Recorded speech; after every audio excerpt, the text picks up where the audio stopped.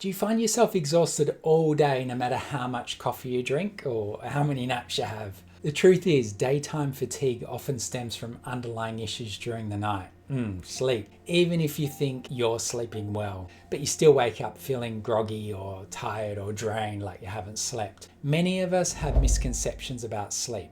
We think as long as we're in bed for a certain number of hours, I slept 8 hours, so I must be okay. That's not the case. Some people unknowingly sabotage their rest, leading to constant chronic fatigue. So here are 10 easy, actionable steps to fix your broken sleep in just one day. And I will leave my favorite one to the end because it worked the best for me, so I think it's the favorite. I'll leave it at the end. So number 1, sunlight reset. So by exposing your eyes to direct morning sunlight 10 to 20 minutes shortly after waking, you trigger a cortisol pulse that sets a timer for melatonin release roughly 14 to 16 hours later. So that light triggers your brain through your eyes and it sets up those neurotransmitters. This process effectively synchronizes your biological clock that's internal, helping us to consolidate your sleep-wake cycle and transition your body from a state of nocturnal rest into daytime alertness and then a good night's sleep. And that's necessary for the first step in breaking that pattern of chronic insomnia. Smart power naps. While it's tempting to use a long nap to compensate that poor night's rest, you might be exhausted during the day and think, I'll just crash out and have a nap. It's not the best thing. That pressure you've been building up throughout the day, it's better to wait until the night. You could have a short nap, often called a power nap, but they should be limited to no more than 20 minutes to boost your alertness without crossing that threshold into deep, slow wave neurotransmitter brain waves. So otherwise that's going to leave you feeling groggy because it's the sleep inertia that just carries on and you can't quite break it. But it's also fragmenting your sleep cycle at night, and that first night of resetting is interrupted and ultimately ineffective.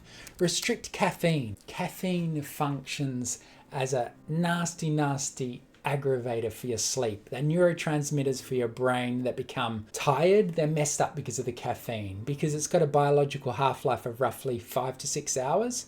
Even if you drink a cup mid-afternoon, you could still have some concentration in your bloodstream at bedtime, and that prevents you from reaching that deeper sleep, restorative sleep at night. By enforcing a strict cutoff at the 10 hours before your sleep, you allow your natural adenosine levels to accumulate properly, ensuring that your sleep drive is at its peak when your head finally hits the pillow at night. Cold temperature exposure. The human body is biologically programmed to experience a slight drop in core temperature as it prepares for bed and get into the sleep.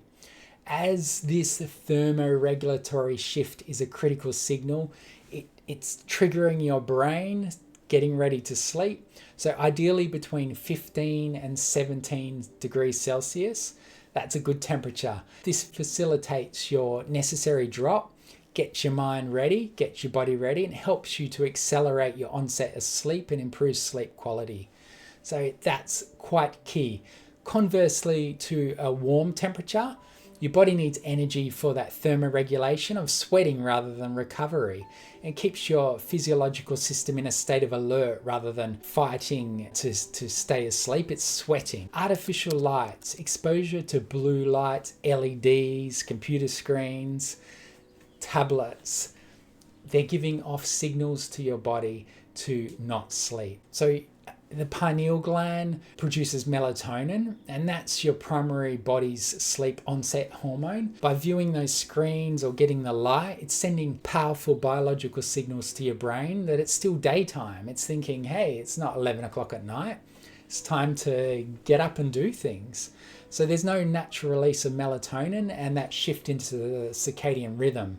Implementing a strict digital sunset at least 2 hours before bed is quite key as well.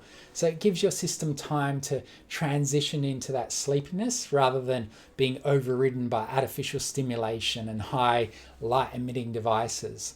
Late heavy meals.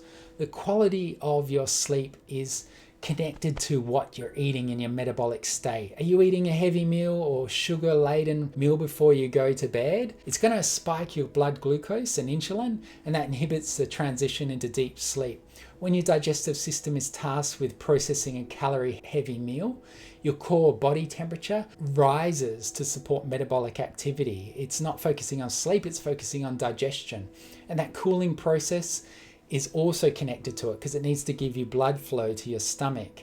And there's fluctuations in blood sugar, and that relates to cortisol as well in the night, often causing you to wake up in the middle of the night because your body's attempting to stabilize its internal environment.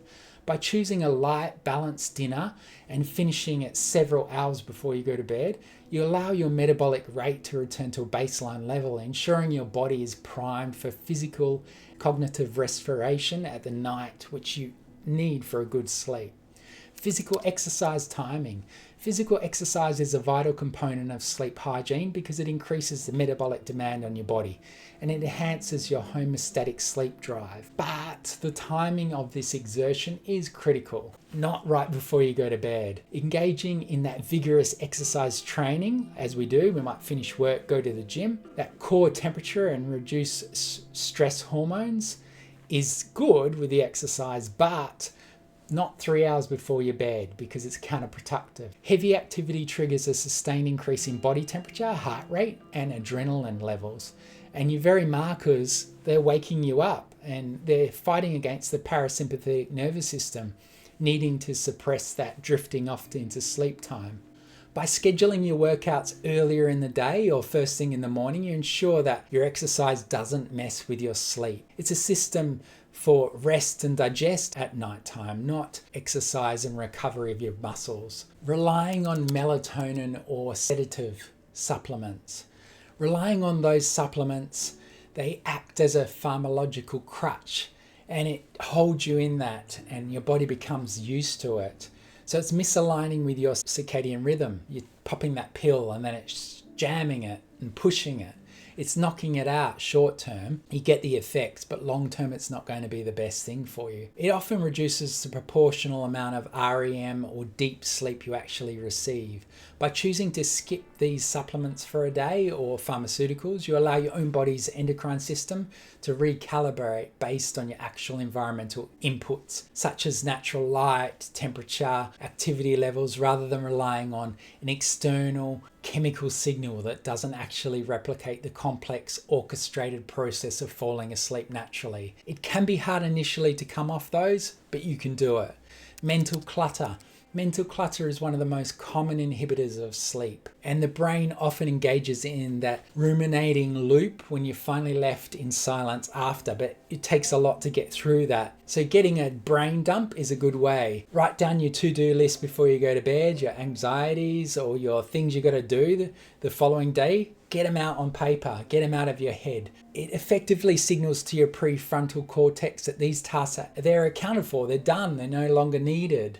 And then you can actually sleep. This deliberate act of offloading information clears your work memory and reduces the mental arousal that otherwise fuels late night wakefulness or insomnia, allowing your mind to settle into a state of quiet. That's what you need to have a good sleep.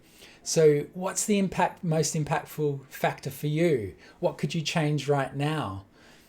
Write it down, get it out before you go to bed. 10, deep breathing. This is actually surprisingly simple. Diaphragmatic breathing can calm your nervous system and help you fall asleep faster. And there's a ton of supportive research that shows this. It affects the vagus nerve and it's a measurable positive impact on the nervous system and down regulation of that. Try inhaling for a count of 5, holding for 5, and then exhaling on a count of 5. It's easy to remember as a triangle and visualize that triangle in your mind. It makes it easier of the sides. In, hold, out. It can help downregulate your heart rate and relax your nervous system and help you get into a deep sleep. To improve your nighttime routine and your sleep quality, remember that these small changes can add up. Try establishing consistent sleep schedule, avoid screen time before bed, and create relaxing environments. And by making these small changes, you can start waking up fresh and feeling fresh after a good energized sleep. Better night's sleep is going to help your energy. If you're struggling with sleep, share your biggest struggles below in the comments and subscribe to this channel for more health tips and energy tips. And check out this next one right here.